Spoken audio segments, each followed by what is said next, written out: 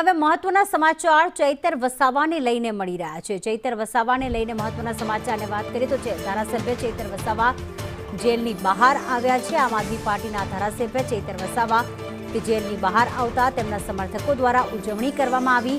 લાફાકાંડમાં જામીન મળ્યા છે। ચૈતર વસાવાને શરતી જામીન મળ્યા છે અને 2 મહિનાના જેલવાસ બાદ આખરે ચૈતર વસાવા જેલ મુક્ત થતા તેમના સમર્થકો પહોંચ્યા હતા। आप જોઈ રહ્યા છો કે ઈશુદાન ગઢવી પણ આ પ્રસંગે હાજર છે। આમ આદમી પાર્ટીના અન્ય કાર્યકર્તાઓ પણ ત્યાં ઉપસ્થિત છે। ડેડિયાપાડા વિસ્તારમાં પ્રવેશ નહીં કરવાની શરતે હાઈકોર્ટે તેમને જામીન આપ્યા છે અને આખરે લાફાકાંડ જે થયો હતો 2 મહિના સુધી જેલવાસ ભોગવ્યો અને આખરે ડેડિયાપાડાના ધારાસભ્ય જે છે ચૈતર વસાવા જેલ મુક્ત થયા છે, જેલની બહાર આવ્યા। एक धारासभ्य तरीके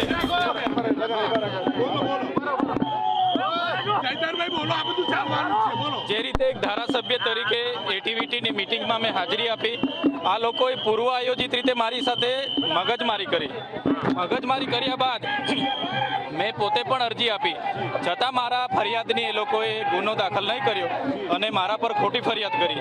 એમાં પણ 307 લગાડી, હાફ મર્ડર, અને મને જે માથાભારે સાબિત કરીને 80 દિવસ જેલમાં રાખવામાં આવ્યો છે, એમાં ભાજપ અને પોલીસ પ્રશાસનનો ખૂબ મોટો હાથ છે।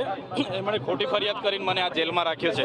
પણ જે નામદાર હાઈકોર્ટે જે જામીન આપ્યા છે એને અમે આવકારીએ છીએ અને આ અવાજ એ દબાવવાની વાત હતી, પણ આ અવાજ દબાવવાનો નથી। આ અમારા લોકોએ, ગુજરાતની જનતાએ આપેલો અવાજ છે, સંવિધાને આપેલો અવાજ છે। આ અવાજ ક્યારે દબાવવાનો નથી। જ્યાં પણ અન્યાય થશે આ અવાજ પૂરી તાકાતથી અમે આગળ વધાવતા રહીશું। નામદાર હાઈકોર્ટે શરતી જામીન આપ્યા છે કે મારા મત વિસ્તારમાં મારે જવું નહીં, પણ ચોક્કસ આવનારા દિવસોમાં મને પૂરો ભરોસો છે નામદાર હાઈકોર્ટ, નામદાર સુપ્રીમ કોર્ટમાં પણ જઈશું। સત્યનો વિજય થશે।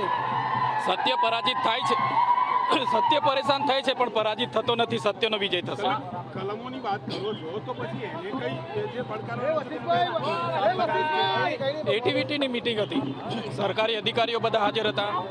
વેપારીઓને સભ્ય તરીકે લીધા, એના લીધે બોલાચાલી થઈ, એના લીધે ઝપાઝપી થઈ અને ત્યાં કોઈ 307 લાગુ પડે એવો કોઈ ગુનો થયો નથી। સીસીટીવી ફૂટેજ એ લોકો પર હતા, એમણે જાહેર કરવા જોઈએ, તે એમણે કર્યા નથી।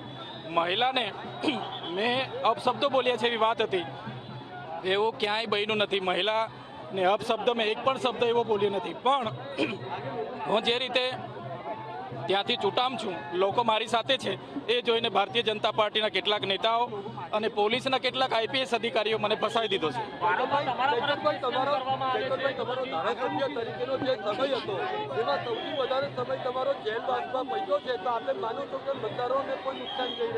એક વિપક્ષના ધારાસભ્ય તરીકે એફઆઈઆર થયા પહેલાં પણ મારી 2 વાગ્યાની એરેસ્ટ કરી લીધેલી। મેં પણ અરજી આપી હતી, સૌથી પહેલાં ફરિયાદ મેં આપી હતી, પણ આજ દિન સુધી એની એફઆઈઆર નથી થઈ। એટલે વિપક્ષના ધારાસભ્યને આ દબાવવાની સોજી સાજી કોશિશ છે, પણ અમે દબાવી